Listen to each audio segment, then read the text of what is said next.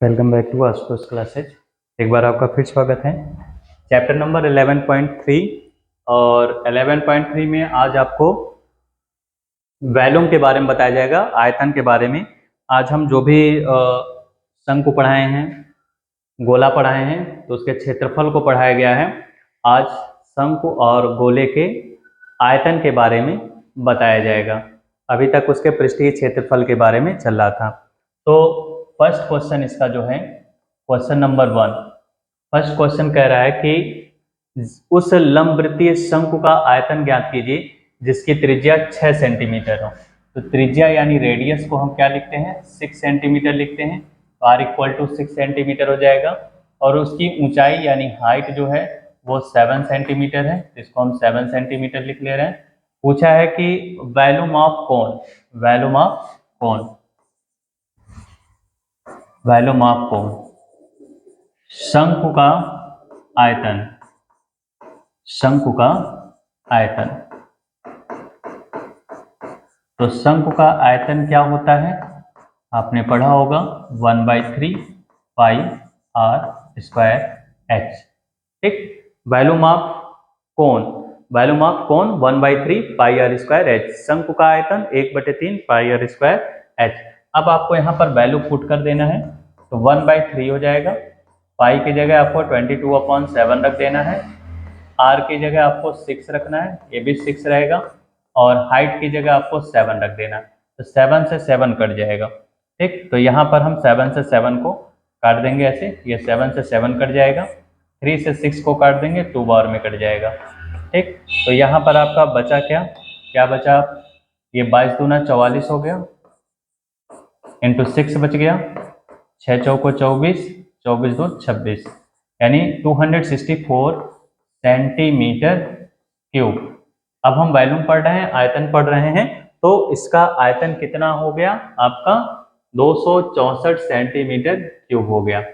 अब इसी का सेकंड नंबर कह रहा है, अब आपको ये रेडियस जो दिख रहा है 6 दिख रहा है, इसकी जगह आपको 3.5 कर देना है। कितना कर देना है, 3.5 कर देना है। और इसकी ऊंचाई कह रहा है 12 सेंटीमीटर है, तो h की जगह हम 12 कर देंगे।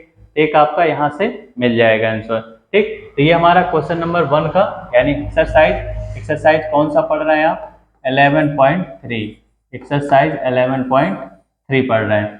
क्या पढ़ रहे हैं, एक्सरसाइज 11.3 पढ़ रहे हैं। एक्सरसाइज 11.3 का ये क्वेश्चन नंबर 1 का फर्स्ट पार्ट था।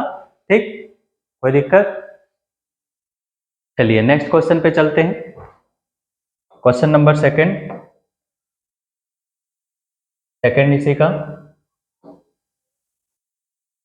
सेकंड में देखिए क्या कह रहा है, क्वेश्चन नंबर सेकंड बता रहे हैं अब आपको। ठीक, सेकंड में कह रहा है एक शंकु के आकार के उस बर्तन की लीटरों में धारिता। देखिए जो कैपेसिटी उसकी देती है, तो कैपेसिटी जब पूछ लेता है तब भी आप समझ जाइए हमसे वॉल्यूम के बारे में ही पूछ रहा है, यानी आयतन, यानी धारिता शब्द भी आयतन के लिए ही यूज किया जाता है। तो इसमें अब आपका रेडियस कह रहा है 7 सेंटीमीटर है, तो r इक्वल टू जो हो गया वो कितना हो गया, 7 सेंटीमीटर हो गया। और स्लैंट हाइट दे दिया, इसमें l दे दिया, L दे दिया कितना, 25 सेंटीमीटर। कितना दे दिया, 25। स्लैंट हाइट मतलब तिरछी ऊंचाई, तिरछी ऊंचाई जो है 25 सेंटीमीटर।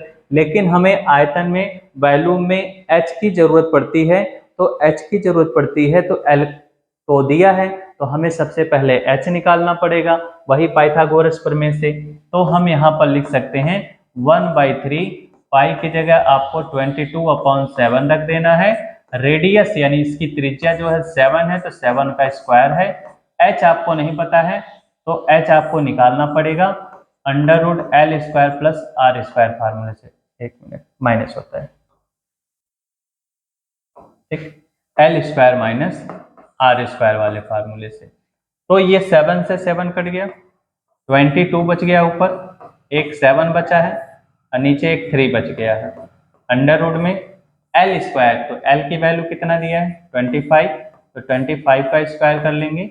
R की वैल्यू कितना है, 7 का स्क्वायर कर लेंगे।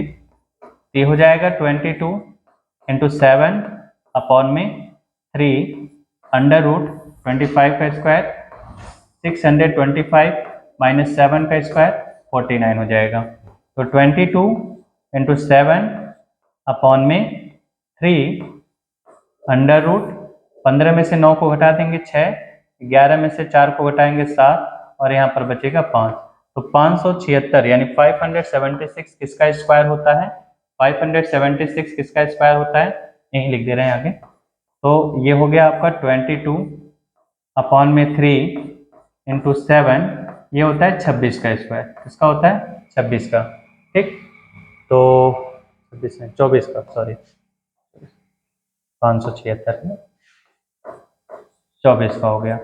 3 से 24 को काट देना, तो 22 गुणे 7, 3 से 24 को काटेंगे कितना आएगा? 8 आ जाएगा। तो 8 दूना 16, 8 दूना 16 1 17, 176 गुणे 7, तो 6 सत्ते 42 हो जाएगा और 7 सत्ते 49, 49 और 4 कितना हो जाएगा? 53 और 7 एकम 7, 7 3 10 2 12, 1232 सेंटीमीटर क्यूब। ठीक, क्लियर हुआ? यहाँ जब यल दिया रहे, एल दिया रहे और आपको एच या आर में से कुछ भी निकालना है तो R L square minus R square. अगर आपसे आर पूछेगा तो L square minus H square. अगर एल पूछेगा तो कोण के वैल्यू में इसकी तो जरूरत ही नहीं पड़ेगी। ठीक, ये होता है, वही पाइथागोरस होता है। ऐसे पाइथागोरस समकोण त्रिभुज जो बनता है, ये एल होता है, ये एच होता है, ये आर होता है। तो पाइथागोरस में ये कर्ण कहलाता है। तो कर्ण का वर्ग बराबर लंब का वर्ग प्लस आधार का वर्ग। अगर ये दोनों में से पूछता है तो इस कर्ण में से घटा देते हैं। तो जब हमसे स्लैंट हेड दिया रहेगा, तिरछी ऊंचाई दिया रहेगा, तो हमें वैल्यूम में एच और आर की जरूरत है, एल की जरूरत नहीं होती है। तो हमें एच और आर जो है वो निकालना पड़ता है। स्लैंट हेड जो तिरछी ऊंचाई दिया है उससे पहले आपको निकालना पड़ता है। ठीक,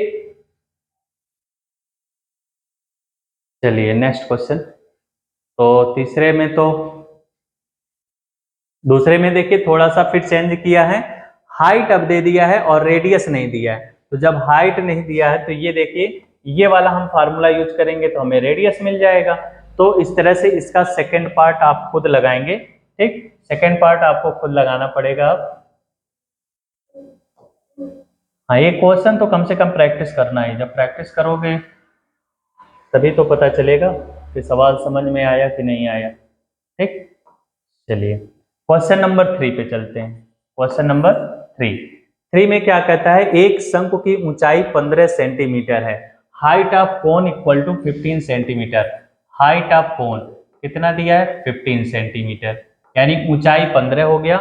यदि इसका आयतन 1570 सेंटीमीटर क्यूब है, it's volume is 1570 centimetre cube. Volume दे दिया तो वॉल्यूम को हम v लिख दे रहे हैं, 1570 सेंटीमीटर क्यूब दे दिया है। इसके आधार की त्रिज्या कितनी होगी?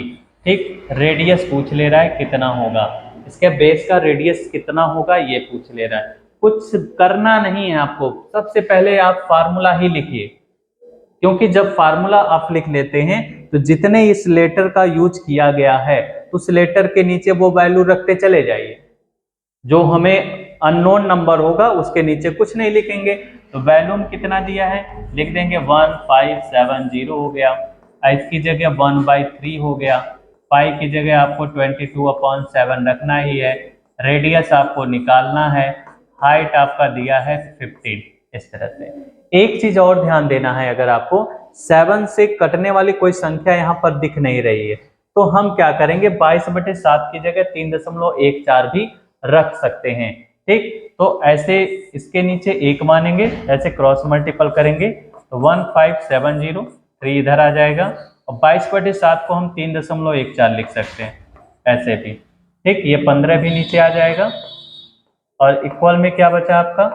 आर स्क्वायर बच गया। इक्वल में क्या बचा? आर स्क्वायर बच गया। तो आर स्क्वायर बच गया। इस स्क्वायर का मतलब है इस वर्गमूल को निकालना। तो इस 3 से इस 5 को काट देंगे तो ये हो जाएगा 1570 अपान में 3 से 5 को काटेंगे 5 बच जाएगा और ये 3.14 बच गया। इक्वल में आर स्क्वायर हो गया। अब क्या करना है, 5 से ऊपर वाले को भी काट देते हैं हम। ठीक है, 5 से काटते हैं तो 5 3 15 हो जाएगा, 5 एकम 5 हो गया, 5 चौको 20 हो गया, 314/3.14 और इक्वल में बच गया आर स्क्वायर। हमें यहाँ से आर हटाना है तो ये जब स्क्वायर हटता है तो स्क्वायर हटाने का मतलब इसका स्क्वायर रूट निकालना है। तो 314 और ये 3.14 हो गया। ये दशमलव हटाएंगे 2 प्लेस पर है, 2 अंक पे, तो ऊपर 2 जीरो बढ़ जाएगा, ऐसे 2 जीरो बढ़ गया, नीचे से दशमलव समाप्त हो गया। 314 से 314 को काट देंगे, एक बार में कट जाएगा, 2 जीरो ऐसे बचा ही है। 100 किसका वर्ग होता है? 10 का होता है। तो इसका रेडियस कितना हो गया? 10 सेंटीमीटर। इसका रेडियस कितना हो गया? 10 सेंटीमीटर। ठीक, समझ में तो आ ही रहा है? कोई दिक्कत किसी को? ठीक, कोई दिक्कत नहीं। क्वेश्चन नंबर 3 था। हाँ देखिए, 7 से जैसे ये 15 नहीं कटने लायक था, इसलिए हमने क्या किया, 22/7 को हटाकर, यानी इस 22/7 को हटाकर इसकी जगह हमने 3.14 रख दिया। ठीक, उसके बाद 3 से इस 15 को काटा गया है, तो 5 बार में कट गया है, 5 यहाँ पर लिखे ही हैं। उसके बाद हमने 5 से इस 1570 को काट दिया है, तो ऊपर 314 आ गया। दोनों संख्या एक जैसा दिख रहा है, दशमलव हटा दिए, 2 जीरो बढ़ गया। 314 को 314 से काट देंगे एक बार में, और 2 जीरो ऐसे रहेगा। तो ये वर्गमूल बता रहा है, स्क्वायर रूट बता रहा है, ये 100 किसका वर्ग होता है? 10 का वर्ग होता है। तो r की वैल्यू कितनी हो जाएगी? 10 हो जाएगी। ठीक, तो क्वेश्चन नंबर 4 पे चले। Question number 4, question number 4। ठीक, चलिए क्वेश्चन नंबर 4 पे आते हैं। शेयर करते रहिए, क्लास 9th के जो भी बच्चे हैं उनको शेयर करते रहिए। क्लास 10th में भी ये टॉपिक मिलेगा आपको, क्लास 10th में भी ये टॉपिक आपको मिलेगा। ठीक, उसमें भी हम कोन और सिलेंडर के बारे में पढ़ेंगे। ठीक, और 9th में भी पढ़ेंगे। तो 9th के जितने भी स्टूडेंट हैं उनको शेयर करिए। ठीक, चाहे सीबीएसई बोर्ड के हों या यूपी किसी भी बोर्ड के हों, दोनों के लिए, क्योंकि हम एनसीईआरटी सिलेबस को कवर कर रहे हैं, तो एनसीईआरटी सिलेबस है, तो ये सभी बोर्ड के लिए होता है। तो चौथा क्वेश्चन कह रहा है कि यदि 9 सेंटीमीटर ऊंचाई वाले एक लंब वृत्तीय शंकु का आयतन, यानी if 9 centimetre height of A cone, height of a cone 9 centimetre and its volume is 48 pi centimetre cube, उस शंकु का आयतन 48 पाई घन सेंटीमीटर है, तो इसके आधार का व्यास बताना है कितना है। Find the value of its diameter. ठीक, अब आपको व्यास बताना है। व्यास बताने के लिए हमें त्रिज्या की जरूरत पड़ेगी, क्योंकि व्यास जो होता है वो त्रिज्या का 2 गुना होता है, यानी diameter is 2 times of the radius, यानी व्यास जो होता है वो त्रिज्या का 2 गुना होता है। तो चौथे क्वेश्चन में कह रहा है हाइट, तो हाइट को हम h लिखते हैं, h इक्वल टू 9 सेंटीमीटर हो गया।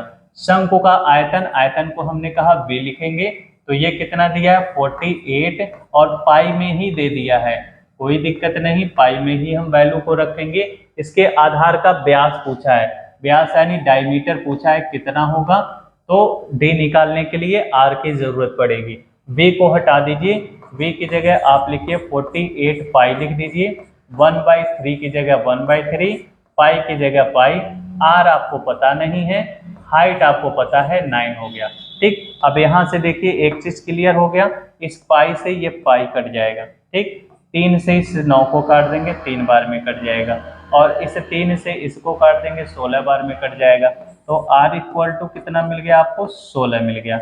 तो 16 किसका वर्ग होता है? 4 का। तो 4 सेंटीमीटर क्या हो गया इसका रेडियस। डायमीटर इसका कितना होगा? डायमीटर लिखेंगे इसका, डायमीटर यानी व्यास। तो हमने बताया कि डायमीटर जो होता है रेडियस का 2 टाइम्स होता है, यानी 2r लिखेंगे, तो 2 इंटू 4 लिख देंगे, तो 4 टू जा कितना हो जाएगा? 8 सेंटीमीटर, यानी इस शंकु का व्यास जो होगा वो कितना हो जाएगा? 8 सेंटीमीटर। शंकु का व्यास जो होगा वो 8 सेंटीमीटर हो जाएगा। लाइक नहीं कर रहे हैं आप लोग, लाइक करिए। हाँ, सब्सक्राइब करने के बाद लाइक जरूर किया करिए। तो ये क्वेश्चन नंबर 4 हो गया। ठीक, क्वेश्चन नंबर 4 हो गया।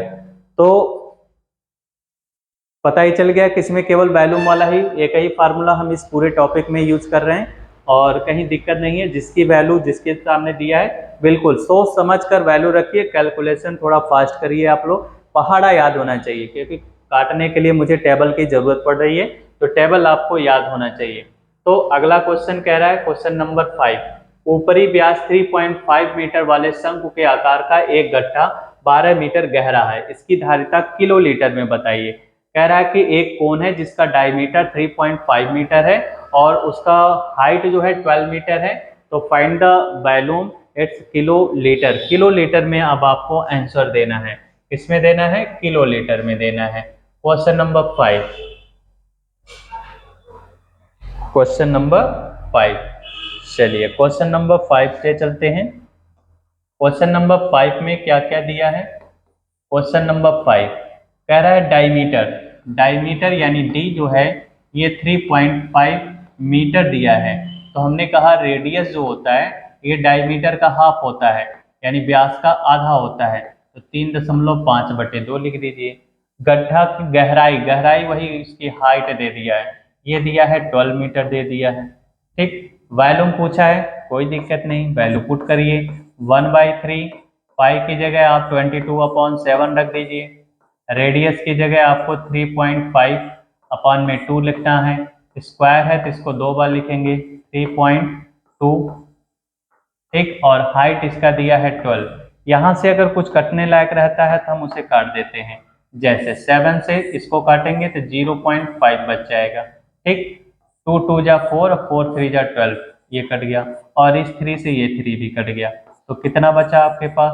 22 बच गया, 0.5 बच गया और 3.5 बच गया। ठीक, इस तरह से 5 का इसमें मल्टीपल करेंगे तो ये 11 आ जाएगा, इंटू 3.5 बच गया। मल्टीपल कर दीजिए, ये 55 हो जाएगा और 11 3 33, 33 और 5 38 हो जाएगा, यानी 38.5 ये हमारा आ जाएगा मीटर क्यूब में आ जाएगा।